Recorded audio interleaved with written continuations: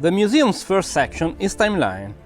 This section tells the story of the company by tracing the history of its production plants, from the Portello, where the company was born in Milan, to Arese, Pomigliano d'Arco, and finally the Balocco test track. Secondly, it focuses on the people, managers, great designers, sport directors, who left their mark on these 110 years of history. Finally, an homage to all those Alfa employees who have written big or small pages of this story. But the absolute stars are the vehicles. 19 cars that bear witness to the various chapters in this 11 decades history. A history that naturally had to begin with the 24 horsepower, the first vehicle presented in 1910. 4 inline cylinders, 4 liters, 40 horsepower and 100 km per hour in maximum speed. But still no brakes on front wheels and wheels made on wood. A unique and still perfectly functioning vehicle.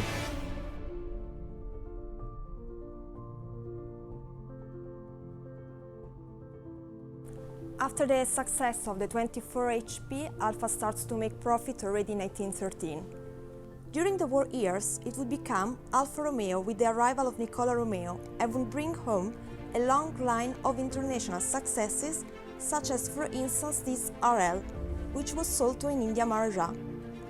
This was the beginning of a series of victories and new projects that opened the doors to the 30s.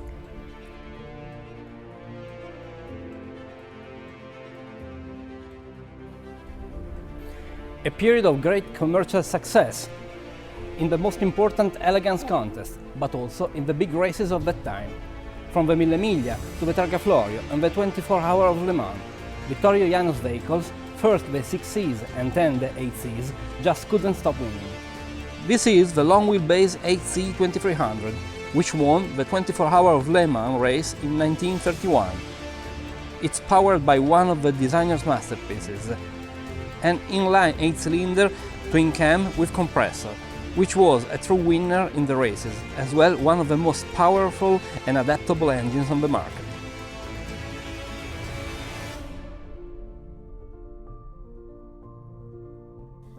In 1932, Alfa Romeo was placed under government control.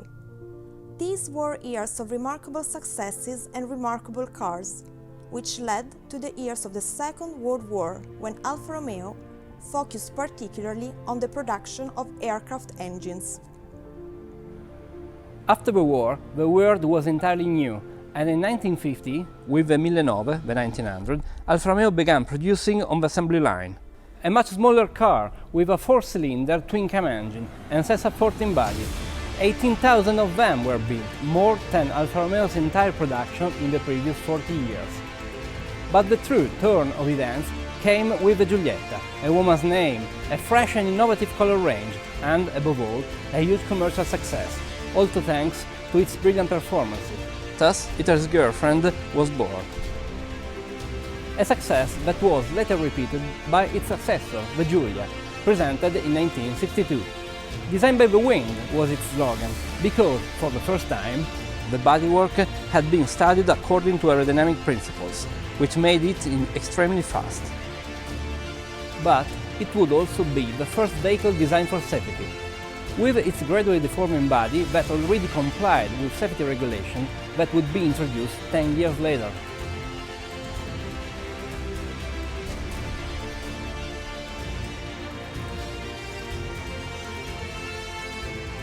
The 70s begin with the introduction of the Montreal, which had been presented at the Canadian Expo 3 years earlier. It was the ideal aspiration of modern man in terms of cars, and would represent a true turn of events in its design and colors.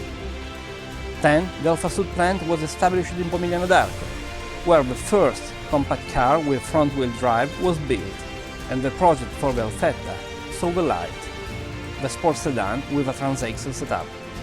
The last evolution of the Alfetta was the 75, which got its name as a tribute to the 75th anniversary of Alfa Romeo.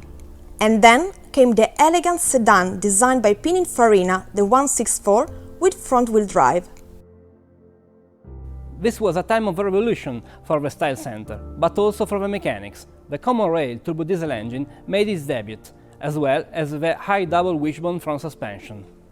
Soon, the 156 would become an unbeatable vehicle on the road, where it collected 90,000 orders in the first 3 months, but also on the track, where in just 10 years it won 13 championships in the touring category, and paved the way for a new generation of Alfa, which is represented here at the museum by the concept car of the 8C Competizione.